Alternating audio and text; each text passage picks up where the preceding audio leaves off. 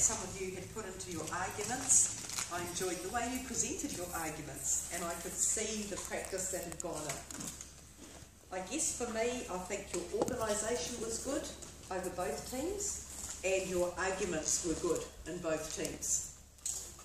Presentation ranged from good to not so good in both teams, and then, but the part for me, which if I was to say what would I be disappointed in, and it would be the rebuttals, and that would be from both teams, because you lost an opportunity to use the information the other team had against them.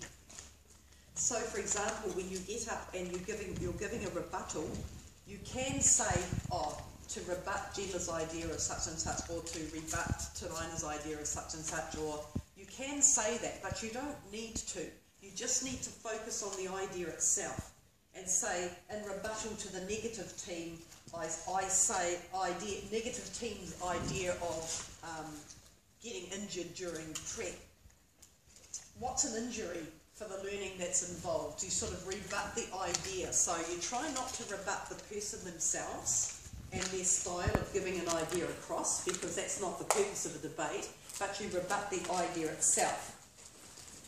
The other thing that you can do with rebuttals is they can be woven through your argument. So if you know the opposing team is going to come up with this idea, you can make sure when you've got this idea on the other side of the team that you answer that back. So for example, if Caleb was going to say something like, prep is a complete and utter waste of time because you miss out on maths, for example, and he's going to, you know that Caleb loves maths, so he'll probably bring maths into this. If you're on the affirmative team, you've thought about that, so you've already got an argument plan to say how good prep is for maths, because you're using maths in all different ways.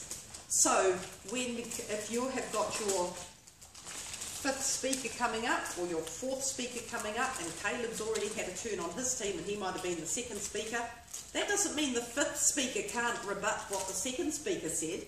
The fifth speaker